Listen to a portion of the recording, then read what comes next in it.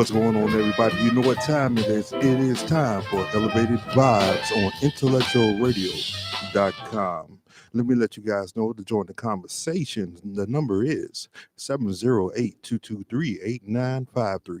Or you can always hit us up on Facebook Live. All right? We will answer anything you got to say. So come on and join. Today, we are looking into the male psyche, or as you said, bro, introspective of the male psyche. Introspection into the male psyche. That's right. In today's ever-changing society, all right? Because if you sit back and you run with it and you think about it, the male process today, for the most part, is still under the old rules, all right? The strength, leadership, independence, and assertiveness. But now, without adapting, one could be at a disadvantage, whether we like it or not, because how this society is evolving. This is extremely prevalent either way, in public or in private. Yep. You know what I mean? In public, you're expected to endure the weight of the world and never allow it to hinder you on the goals that you seek. And in private, it's vice versa. You know what I mean? You know, getting, how can I say, going through mess at work, going through HE double hockey sticks at work. And then somehow at home, you got to turn it off quick. Well, it's a different type. Yeah, it's a different type. You have to you can mutate, transmute to deal with the issues at home. Right. And let's not get, we all kind of do it, and we do things, whatever it is, to take the edge off from what we may have been going throughout that day. You know, no matter if you like to take a quick walk before you go home, or you know, you like to go by the bar, or whatever people may do. Right. Right. You know what I'm saying? Now the question looms: how can, especially males, I mean, women do it and they do it very well, so I'm not gonna knock them. Okay. No, this not show the knock. It's just, but I understand, but it could always be taken in that way. I think this is, as we were talking about the show and formulating, it was like, do people care about the grievances that men have? Do people really care? Like, and when I say people, I mean, we are kind of fed and bred not to. Exactly. And that's why I wanted to, I think that's what we want to talk about on this show. Yes. And so that's why we called it this introspection into the male psyche. Right. You know, men, for the lack thereof or whatever, are taught to endure. Yes. Endure, regardless of the circumstances. Right. You know, you're taught to endure. And it starts, and I know we're talking about it now, we're supposed to be more sophisticated, but, you know, at least for our generation, boys don't cry. Right. Boys, you know, fall down, scrape their knees. Never show a bit of weakness. Never show weakness. Yeah, never show weakness. You're supposed to endure. You're supposed to be that Superman. You're supposed to, exactly. You're supposed to bear this pain silently. Right. And I have two questions. A, where did that stigma come from? And B, is it still prevalent today? And I think, yes, it is. I think that stigma of not or whatever, you know, it's what's my man's name? John Wayne. You know, every guy has this image of John Wayne, you know, the Duke. Okay. You know, like no matter. Well, that was the main one promoted. You know, I mean, we all can have our different images, right? You know, but that was the main one as a kid you would see on TV. Well, I mean, you don't see, even in today's society, the emotional male. You don't, you know, men are used as a comedy stick, right? On TV. You know, there's very rare where you see the emotional father. Right. You know, it's always the father is the laugh track of it. And I think that has consequences. I think that's a reason why men commit suicide more than women. You know, I think there's a reason why I mean, outside of the biological factors that men die earlier than women, while we see the hypertension and the stress Right. and the strokes, is it because the Y chromosome is weaker than the X chromosome? But it's like you said on we are taught to take it in. Yeah. We are taught to, I'm not going to show you my pain, my anger, my my sorrow, my depression. Right. Right. And I mean, it's even, and I think is I don't know, because I can't say for other races, but I definitely think, as I can only speak for African American men, I definitely think is doubly true. Just because of the history. There's some historical factors that play into how much motion and stuff. Like my father was a stoic man. I think we've talked, your father was a stoic father. I can't remember one time I saw my dad cry. Right. And I think that has consequences for you and I, because it's like, well, if I never saw my dad cry, then I surely can't. Right. Well, I mean, yeah, I understand, because I mean, honestly, the only time I saw my father cry, honestly, is at my mother's funeral. That is literally the only time I saw my father cry. Yeah, I don't know if my dad cried at my mother's funeral. I mean, I know he was. Don't get me wrong. Actually, I'll talk about it. The way my dad processed the grief was not beneficial to him, and it had detrimental effect on his health. Because in both of our cases, our mothers predeceased our fathers, and here's how jacked up that is in terms of that. That's unusual.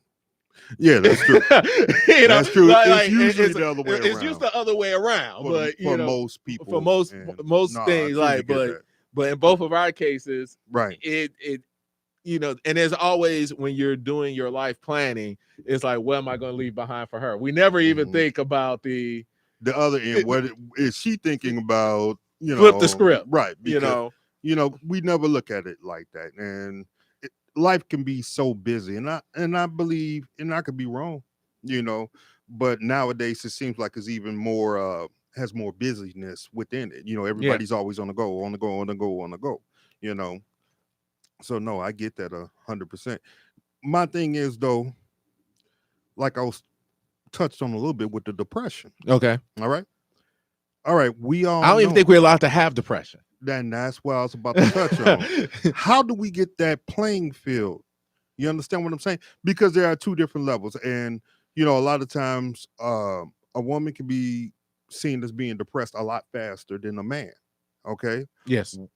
I don't know why. I get it that that's how society is, but I just still don't know honestly why. And I am not a psychiatrist, so I can't throw that out there. But because how do women we level that playing field? Because women are allowed to show emotions.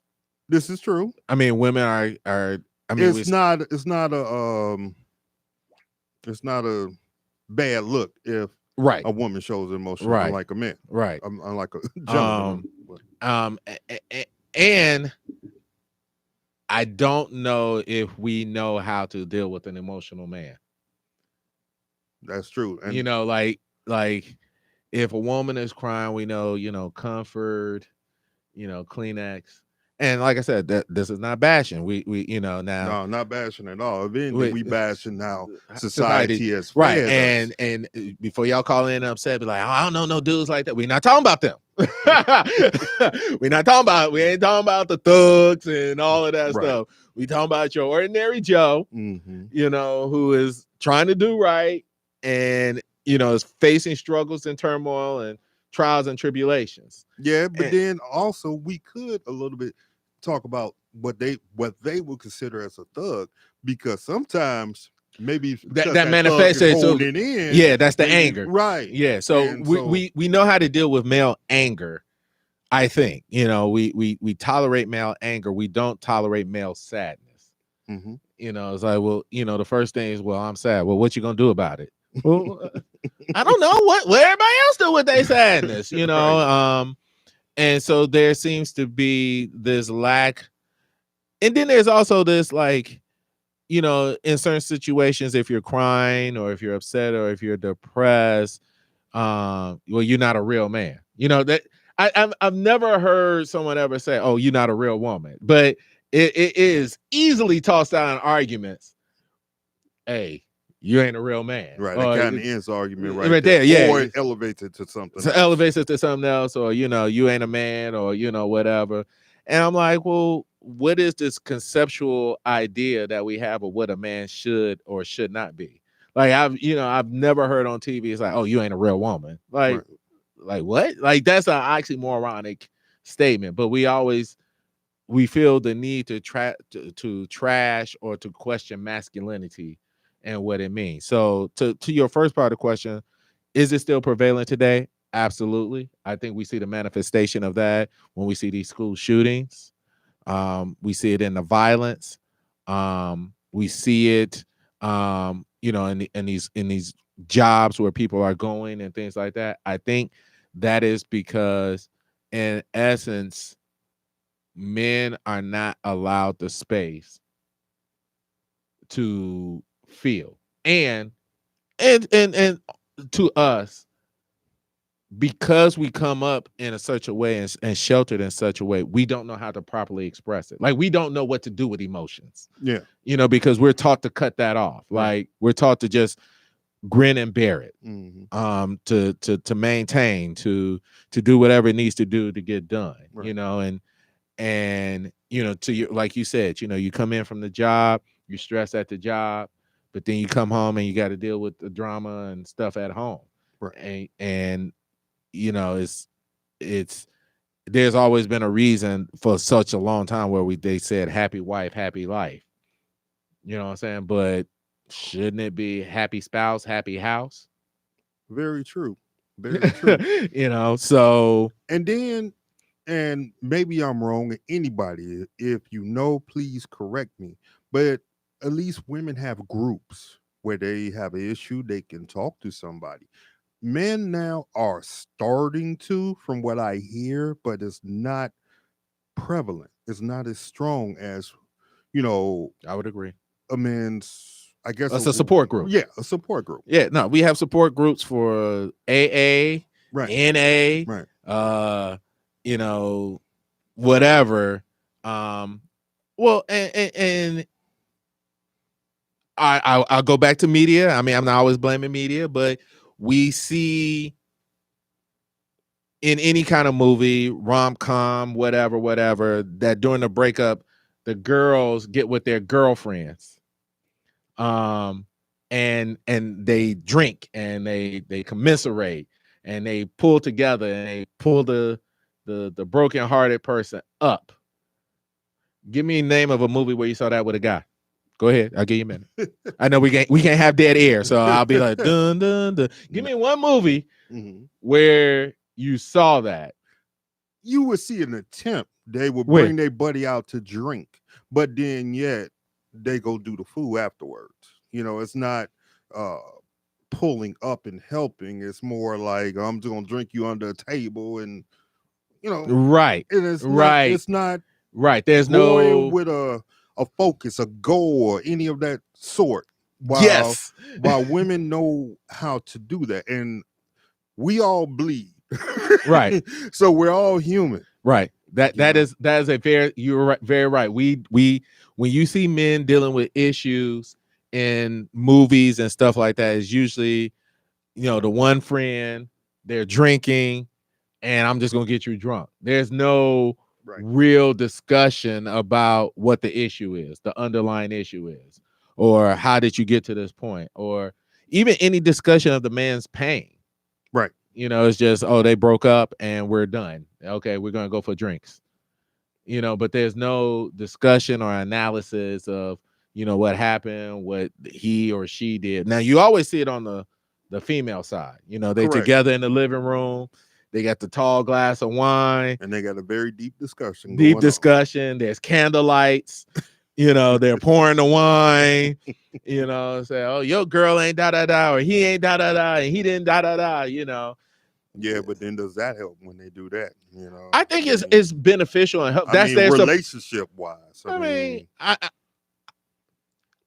neither you nor I are a therapist, and Right. so Exactly. But I'm just saying, because you do and hear it, and it's like, well, I mean, I think it's beneficial for the women mhm, who are hurt. Like that's how women come together and commiserate and lift each other up. right.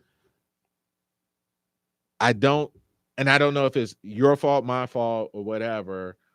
We as guys don't do that. Right. You know what I'm saying? Is because you and I are uncomfortable. I mean, me and you my, second oldest friend, you know what I'm saying? And you and I, we've both dealt with grief, but not necessarily, gotten together and commiserated, whatever, the same way that women have. Or that we think that women get together. I'm not saying that social media has it right, but it's based on some type of reality or truth. Mm-hmm. So is that something we do to each other as guys? Like, like I'm saying, like if something happens, do we just not normally know how to comfort each other? Well, I believe still that it still goes back with how you were taught through society and so forth. I won't just say, "Oh, your mama and daddy." No, no, no, no. Mm-hmm. I'm saying society as a whole, where we're going to shut it down if it's something that is deep like that. We already have a a notion already in the beginning to shut it down, and sometimes it has to be poured out of us. Yeah. And a lot of times we may be begging for it to be poured out of us. Don't get me wrong, but that's what it has to be. Do you think women are equipped to handle emotional men? On some points, maybe, you know what I mean? Okay. On some points, maybe. I'm not going to, because do you think women like emotional men? Every person is different. That goes back to every person is different too, because you might find a woman who likes an emotional man.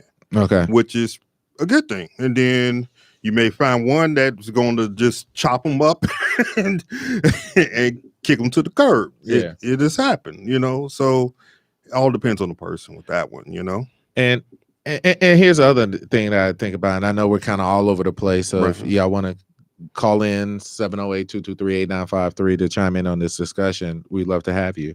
But I think also men deal with things internally a lot. Yeah. That's kind of what I meant by the shutting it down part. Yeah, like I think we internally go through our processes. Mm-hmm. And we're trying to resolve. Like, I don't mean this in a disparaging way. Women talk to feel better. Mm-hmm. Men talk to solve. Like, there's a problem. Yeah, I'm gonna solve it. Yeah. Or if I'm talking to you about a problem, I want you to help me solve it. Right. Agreed. And I think women just talk to feel better about the problem, and to them, not everything needs a solution. Mm-hmm. But to you and I, that seems kind of like, well, why are we talking about it? You know what I'm saying? Like, I get it. Why are we talking about it if if it ain't going nowhere? It ain't going nowhere. I know what you're saying. Well, I want to talk about it. Well, why? Like, I didn't have an answer yesterday. I still don't have an answer today. So I think that's part of the issue. I think we need to get better. And I'm trying to do it with my boys. I mean, like, I was listening to something, and it's important. We expect moms to be vulnerable. We don't expect dads, but I think we have to change that stigma where our boys see dads being vulnerable and struggling. Like, I think I know me and you have talked, and I'm not sharing anything. Mm-hmm. Part of some of our struggle is that we didn't see our dad struggle. And so when we're struggling, we feel like failures. Yeah, I get what you're saying. You know what I'm saying? I totally get what like, you're saying. men learn by examples. Right. Men learn by observation. Well, I'm gonna say both learn by men and women. Both learn by observation. They do, but sometimes some of the things that they're observing, yes, you know what I'm saying, is not how it should be, because Right. what it should be, if because I got to say that, because a lot of times you don't no longer have the two-parent home or whatever. All right. But if you got the two-parent home, all right, your kids need to see you both as a team. You know, they need to see that, hey, dad may be hurting, but look how mom helped him and build him up. Mm-hmm. And on the flip the script, mom may be hurting, and you see dad's doing the same thing, building her up.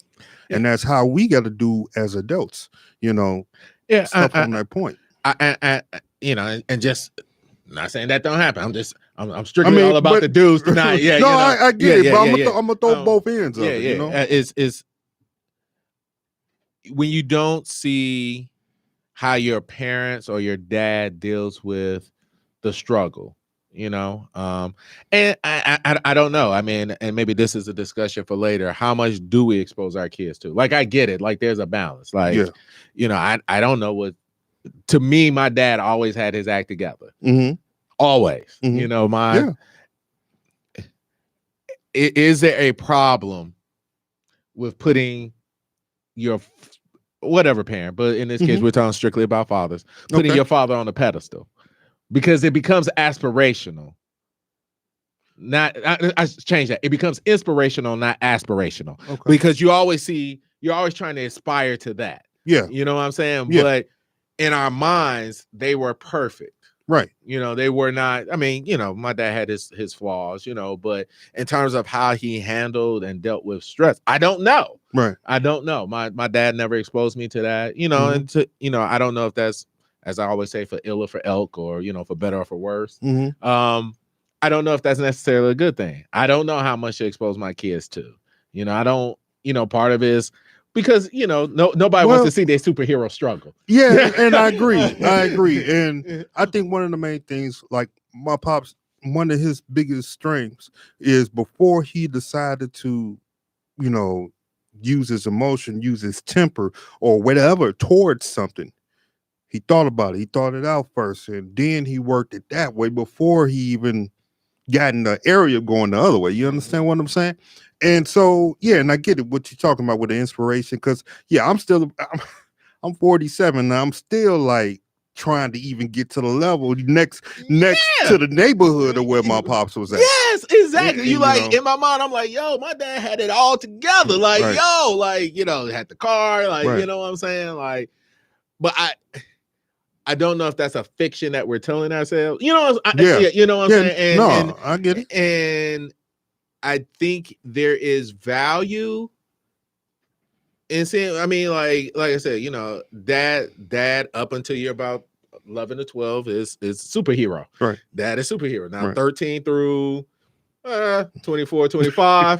Dad don't know nothing. Depends on the individual. Depends on him, but roughly, you know, right. Dad don't know nothing. He old school. Right. He always want to do something. Right. That's when you start looking at the hood more than your family. Well, that's normal. That's normal. Yeah. Then when you know, life start hitting, and you know, like your dad start, you know, giving, you know, like, oh man, dad know everything. You know what I'm saying? Like, so, you know, and it pretty much stays that way because, you know, what you're relying on is his wisdom. Right. And unfortunately, wisdom comes at the cost of experience. Yes. Yes.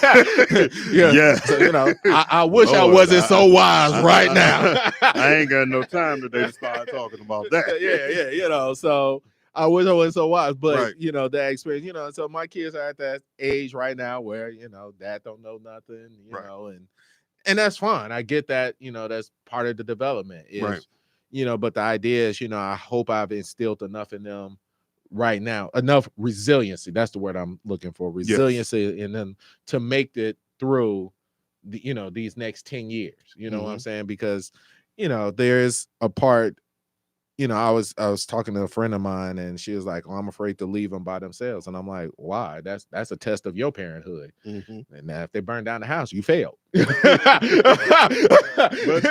if they make it on their own, that's a costly mistake. I've done a good job. Like, you know, like, so, you know, you know, and I think, you know, that's what dads do. Like we push them to, Be independent. independent. Yeah. I that great Negro classic movie that I love came out, several years ago, Black Panther. My man said a father who has not prepared his child for his death has failed as a father. Best line Yeah. ever. You know what I'm saying? And I would like to think, like, yes, I do have a lot more to teach my kids, but Right. I, knock on wood, God forbid something happens, whatever, that they have enough of me in them, enough of my good stuff, Right. And the least amount of my negative stuff, right. Or at least understand what my negative stuff was and right. grow from it. That's another thing too. And grow from it. Yeah. But I also would like them to also understand that, life is hard, and it will, from that famous movie where I think Rocky Balboa said, life is, hard. It will beat you to your knees and keep you there if you're allowed. And about, how many hits, it's about how many hits you can take and keep moving forward. True. I love that line in the movie. Rocky's talking to his son, and he is like, and he says, when you were born, I said, this kid here is going to be the best ever, and somewhere along the way, you stop believing it. And it's like, you can't blame other people for, your trials and tribulations. So I definitely would like for them to understand, like, this ain't easy, but I don't know how you expose them to, like the bills and, what I'm saying? Like, just so that they have a better sense of what life is about. But I think that we need to start doing that. I think there are a lot of lonely men out here. I think there's a lot of men in pain. I think the January 6th was a lot of lonely people. Well, a lot of people in pain. I know there's some other factors there, but when you feel the need to act out violently, that's you in pain. Yeah. You know what I'm saying? There's a lot of depression out here. We always talk about and address women's pain, but I don't think the scales of balance factor into men's pain. That's just my opinion. I feel you. Well, one of the main things is teaching. As you said, with the kids and so forth, you just gotta constantly keep teaching, even though they may look at you like, oh God, here you go talking about this and whatever. You're teaching, so that the hope is, they will go out quick, know from your teaching, build from your teaching, and just keep going. But at least when it's your time, if they still, your kids are still no time soon. Yeah. I'm just saying, your kids are still sitting there. They may be later on saying, my dad taught me that. My dad talked about this and that and this. The teaching, it stays with them. So that's definitely, one of those things. Yeah. But check it out. We're going to go to a quick musical break. You got me that quick. Little something. And we will be right back. We're going to talk about some more things with the male psyche.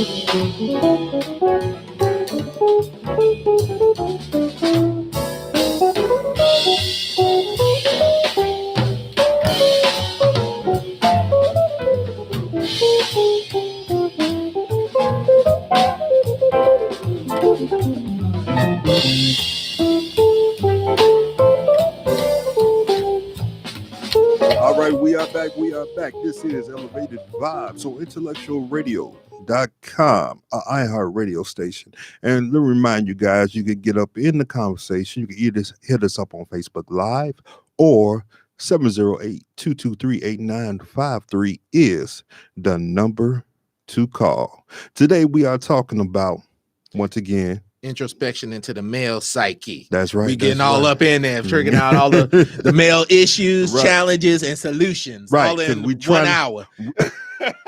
we try to get it better in this ever changing world. Man, if you missed the first hour, we solved a whole bunch of stuff.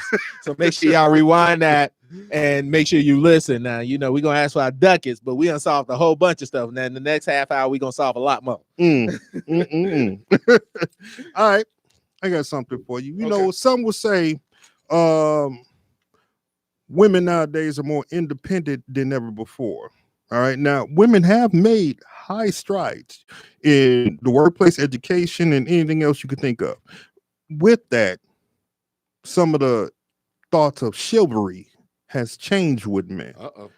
All right. Now, because it may have changed with some men, all right, society still has it in a certain way. So society will point you out, the man, to be the bad guy.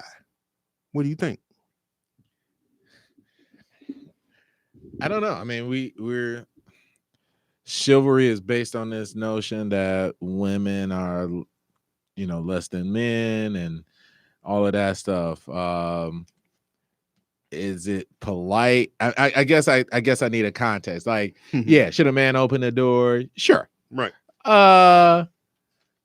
Should a man pay all the bills if the woman is the primary caretaker?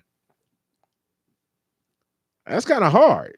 Like, what happened if she's a financial investor and he a social worker? But why? Let me ask you this. Why is that hard? I mean, we already, if we stay by some of the old rules, we already have the mentality of, hey, I'm going to try to knock down every one of these bills that I can knock down. And it depends on the person's situation, but if you guys are a team in that relationship, then I mean, yeah, I'm good with it. Right, you know what right, I'm saying? right, I'm good right. with it. But why do you don't think some men feel that that's hard? I mean, I've heard that a million times before, but I'm just asking. I don't know if there are women who would be comfortable with that. Like, there are people out there who believe, what was his is mine, what's mine is mine. That's not my airline. Right. That's a stressful airline. Ain't nobody trying to be in that much stress. I ain't trying to put my luggage on that plane. So, you got to find the right plane that's right for you. Now, some guys, they feel that way. It's like, no, I'm the man. And, I'm going to do that. I think that comes at a cost. I think that comes with a certain level of stress. The new thing now is, the dating, like, if can she ask you out? Sure. I mean, I don't see that, but there are women who's like, no, I'm not asking him out. Right. Should who pays for the date? Like, if she asks you out, do I still pay for the date? These new rules that we have to negotiate and navigate, it makes it challenging. I think that, for me, yeah, I'm regardless, I think I should, pay for the date. Now, the problem I have is that, you read some of these stories and women are going on these multiple dates just to get free dinners. That seems kind of usury. Yeah. And I have a problem with that. Like, if you have no interest in this guy, then Don't waste your time. Don't waste his time. Right. Now there are going to be those that say, "Oh, well, I didn't know until I, like, no, you knew Until he said this or that. you know within the first few moments whether Right. or not this represents potential or not. Right. So don't just be trying to get the come up just so you can get a free dinner, whatever. That's serves neither you nor the other person. Right. And it creates the bitterness on one side. Talking to people who I know are single, they just talk about how hard it is, how hard dating is now. I don't know if dating was ever easy. It's always been a challenge to find someone or whatever. I don't see how it could be easy. I mean, yeah, I know what you're saying, and dating could never be easy because you have another person you're trying to understand. There's a whole nother individual, a whole nother spirit that you are trying to understand. Man, so look, sometimes I don't even understand the person in the mirror. So I, I'm talking to myself in the mirror, like, would you date you? Nah, dude. Like, so like, although you do look sexy, but hey, hey, you gotta encourage yourself. But I hey, hear you, bro. I hear you. I understand that. But we are complex creatures, with complex emotions, complex feelings and thoughts and things like that. So to answer your question, I don't know. Mhm. I do know. I think yes. It makes it easier to date. Okay. If you got to know the person you're shooting for. Mm-hmm. Like now, should you pay on all the days? No, because if I see you ain't paid about a third or fourth date, then I'm starting to have thoughts about you as well. Right. So I think there's a balance to be struck. I think it simplifies the dating game. I think we have these old school notions of what dating is, but there are these new school rules, and that is hampering some of the connections. Also, from what people are saying, too many choices. It's just way too many choices. If you go on your dating app and you got 10 likes, it's gonna be challenging, to because you're always wondering about the opportunities, what if, this and that. But yeah, I in terms of the male psyche, I think it's easier to go with the rules of chivalry. It just simplifies the game, I think. But I know there are dudes out there, oh, I ain't gonna be soft like that. I ain't doing all of this, and all of that stuff. But I think that's also because men are not taught to be vulnerable. Okay. Where do you find with the psyche? All right, because you can go both ways. Whether you can say the rules would be conservative or liberal, if you want to say that, or whatever. Where or how may you find the middle ground? Where that you may be giving a little, but you're getting a little. I mean, we always say that the key to anything is communication, but communication is hard. Communication requires two parts: for you to hear and understand my message. Okay. Sometimes, we hear, but we're already formulating our response. Mm-hmm. We're always trying to be defensive, right? Not processing and things like that. So it starts with communication and it ends with communication, but the communication is the hardest part. Right. And you have to have a context for understanding, because we're all shaped by our paradigms in which we come up into. So I may be communicating one thing and my intent is this. Right. But because of how you were raised or whatever, you're hearing this. Right. And so that becomes an issue. So it's all about communication. It's just about having a message that is communicated clearly and a message that is understood. So that's why people say, well, tell me what you heard back. What did you hear from me? Mm-hmm. I heard this. No, like, no, that's not what I said. Mm-hmm. That's not what I said. And that's definitely not what I meant. Right. So it's this. So also both parties might need to be open to all paradigms. I think we have to. And that's before you answer. And that's with any relationship. That could be your romantic relationship. That could be just friends and just homies. But you got to be open to all different paradigms. Just taking what you said there and Mhm. widening it out. Yeah, I mean, I think it's not even about being open to it's about surrendering to ego, because like a lot of times ego gets in our way too. We don't want to be wrong. Hmm. We want to be right. And so we get into this. I don't want to say race, but we get into this. I gotta be right. You gotta be right. I gotta be right. And sometimes it's not about that. It's about, and I don't necessarily believe. I don't know if compromise is the word, because sometimes compromise is not necessarily a good thing. It has to be a synergy. Okay. You know what I'm saying? Like there has to be.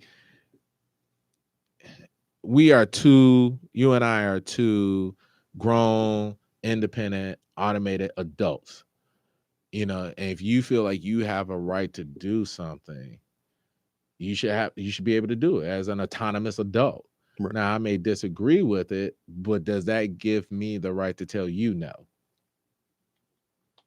So how, and what's the compromise? Like, Hmm. the compromise is either we do or we don't. And, it gives into this give and take situation, and neither party is happy.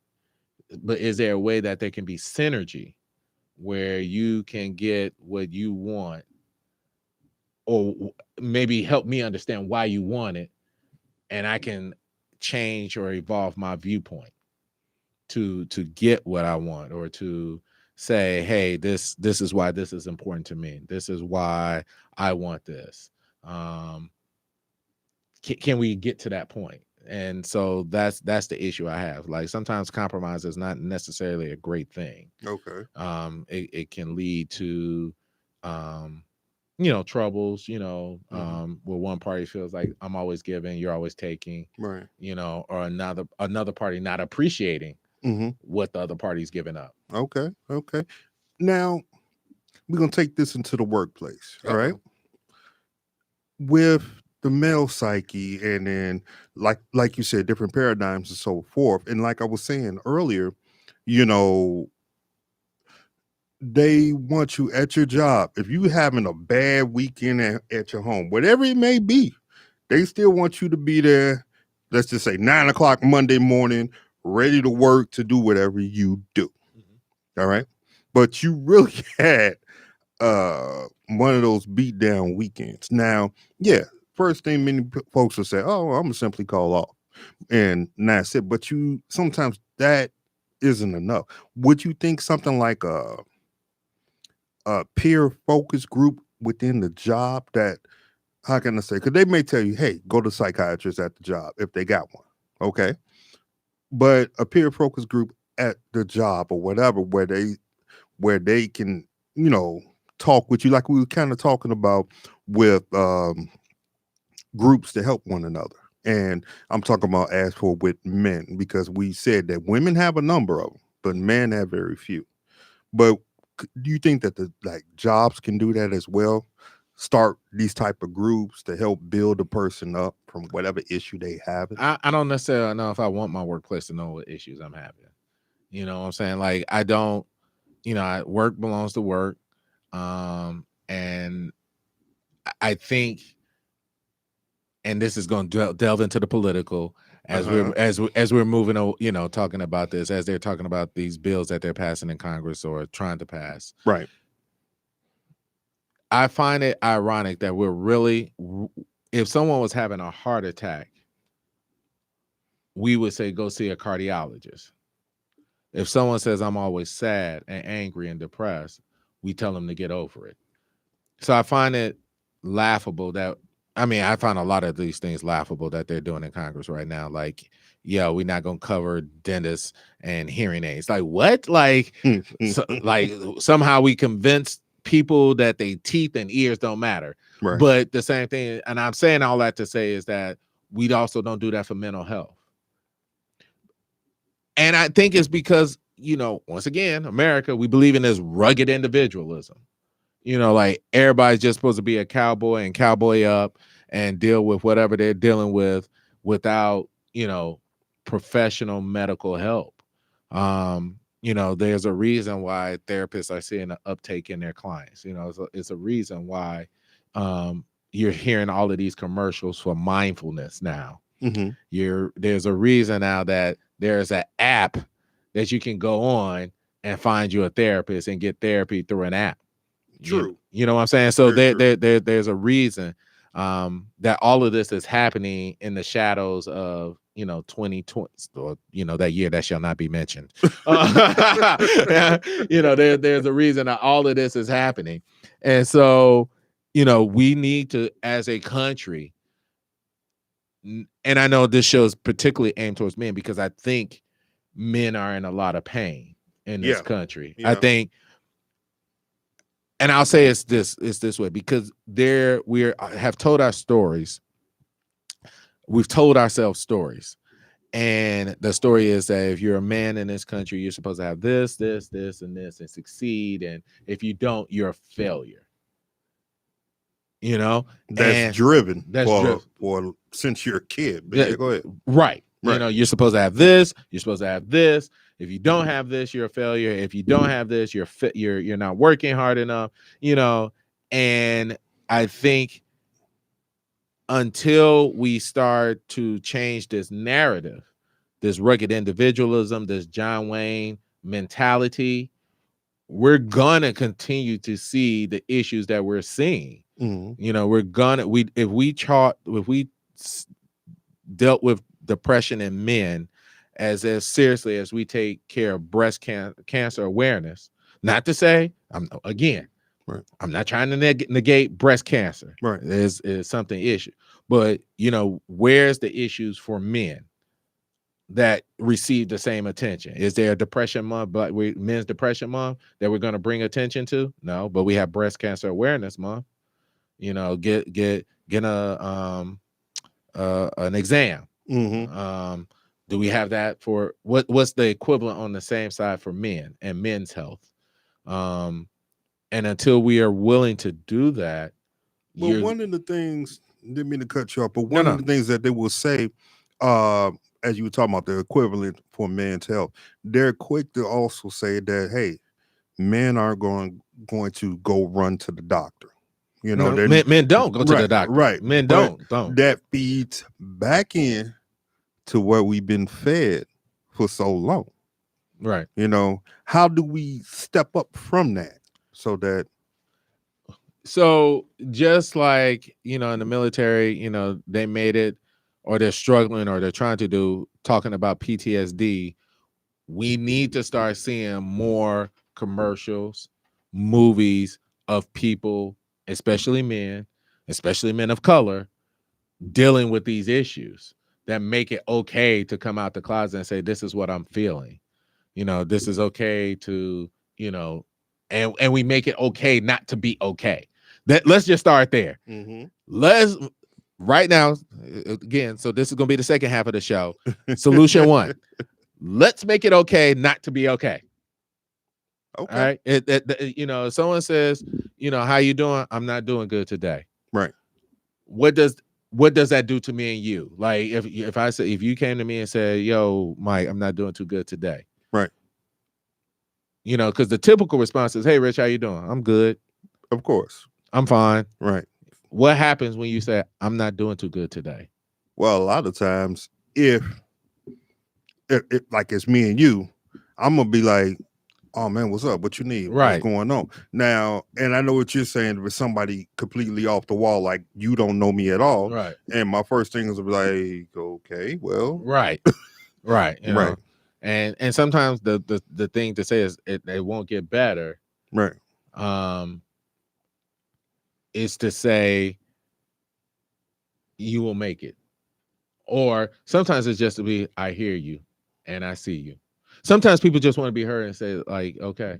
You know what I'm saying? So we have to, that's step one. We have to make it okay not to be okay. Step two is we have to realize that there is a crisis in this country when it comes to mental health. And we have to dedicate sufficient resources. We need to cover it just as we cover, cardiologists, foot pain, heart pain, any of those. We need to make it okay to seek mental health treatment. And I'm not talking about, the stuff that, is diagnosable. Right. I'm talking about the stuff where people have to go and talk to someone. Someone's a trained individual to guide your thoughts and to do that. We have to make it okay to do that. We have to get away from the mental stigma of, sadness, depression, anxiety, these common ailments that seems to be affecting everybody right now. Step 3, we need social media, the shows to stand up. That's what makes things acceptable. I remember, what was that show that came on ABC that won all the awards where the two guys were married to each other? One was a redhead, one was a big-headed guy. Came on ABC, one on Modern Family. Okay. Modern Family made it that okay. Made two guys in a homosexual relationship okay. Mm-hmm. I remember the brouhaha when that show first came out. So what would a show look like that? What would a drama look like that? Where we're seeing men dealing with struggles and dealing with pain and dealing with marital issues and dealing with job issues and dealing with, raising kids. We have the Cosby Show, but Cosby seemed to have it all together. That's true. I mean, they still work through some things, but still. But where can you tell me a show where you've seen somebody struggle with that? Like, that made it okay for men to be in pain. You know what I'm saying? No, I can't. There's a show on ABC that I got away from watching, but the first show he commits suicide, and all the friends are talking about, well, why didn't he tell us? Because wasn't that Million Little Pieces show? Yes. Okay. Thank you. I couldn't think of the name of it. Million Little Pieces. I got away from it. But at that point it's too late. I can't do nothing for you once you jump. Right. That's it. I want to know what the story was before. Right. Where were the points of access? Where were the points of intervention before? Mm-hmm. I think that's more relevant than the act itself.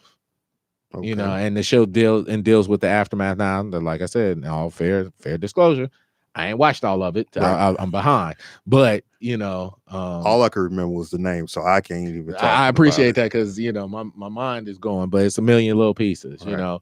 I think we put those things out there and we actually deal with it, but until we're willing to deal with it as a nation, and this rugged individualism and this cowboy, and I think that's why half of the stuff that can't get passed in Congress, it's just like, oh, you're just supposed to do this, or you're just supposed to be like, no, people are struggling. Right. People are struggling not just to make ends meet, but mentally themselves feeling like they are failures. Okay. And so when between these 3 concepts of rugged individualism and it's your fault that you didn't make it, you're going to see a lot more people inflicting pain. People in pain inflict pain. That's true. They're going to project it. You're going to project it. Right. So, yeah. But see, hey, guess what?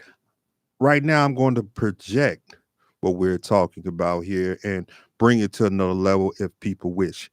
Anybody out there right now, if you know an organization that is willing to help men or anybody with mental health and so forth, hey, get to our Facebook page, Elevated Vibes Radio. Elevated Vibes ends with a Z, okay? Get to that Facebook page. Throw your information out there. We will share it with everybody we can. We are on a number of different platforms. Yeah, social media platforms. So we will throw it out there. Or you can hit us up through the email, the triple threat of radio at gmail.com. All right, the triple threat of radio at gmail.com. It's towards the end of our show. So any last words, brother? I'm going to go back to it. A new story, not a new story, but just a twist on an old one. People look at you or you look at other people and just say, man, they just got it all together, or, they just seem to have their act right, or, whatever, like they got a new car, never knowing how much you are struggling every month to pay that car note. Right. Or even the struggle to get that new car. Get the new car, or you just got a promotion at work and you're dealing with imposter syndrome because you don't know how you got it, and all they see is they just see that you got the promotion. they didn't see or don't see, how you stand at work, 5 hours afterwards, everybody's gone, just trying to hold on. Or you got the house and, but you house rich, but money poor. Right. You know what I'm saying? So you got the house, no food in the house. so we're all telling ourselves a story, and it's based on everything that's around us. Right. We see it and we think people have their acts together and everything is hunky-dory and that we are all following behind. But I remind everybody, we are all engaged in the struggle. We are all imperfectly perfect. If you don't like the story that you're telling, change the story. You are the writer of the story. You're the main character in the story. You're the lead producer and you are the director. Stop telling yourself that story based on what you see around you. Right. We are all icebergs. What you see here is just a projection of, what's going on underneath the surface. If you saw what was going underneath my surface, some of you would just run and jump off the bridge. You'd be like, oh, but that's okay because that's my struggle. Right. That's my struggle. I may not be able to handle your struggle. Right. You know what I'm saying? I can't handle your struggle. But, I love this saying I heard, robbers don't rob empty houses. True. So, so challenges don't come for the weak. It Right. only comes for the strong. So just keep that in mind. Like I said, sometimes the struggle you're going through is not for you. It's for those that are upon you and to draw strength and wisdom for you. Keep on struggling. Don't stop. Don't quit. Keep going. And that's my message for this week. My quick thing real quick is just like you said, project. All right. We all have our struggle. We all have our issues, but we also all have our blessings. All right. Facts. So in that case, whatever you may do, if you work at a grocery store and you see somebody struggling, all right, and if you could help by, hey, I'm going to buy you this apple, buy them that apple. It ain't much, it ain't much, even though, don't get me wrong, food's a lot higher nowadays, but still, it ain't much. And just like I just said earlier, all right, we are willing to put out any group that's a mental health group to help the people. So that's what y'all should do. Real talk. This is Elevated Vibes. We will be back next week right here on IntellectualRadio.com, a iHeart radio station. Y'all stay tuned for the next show. Peace.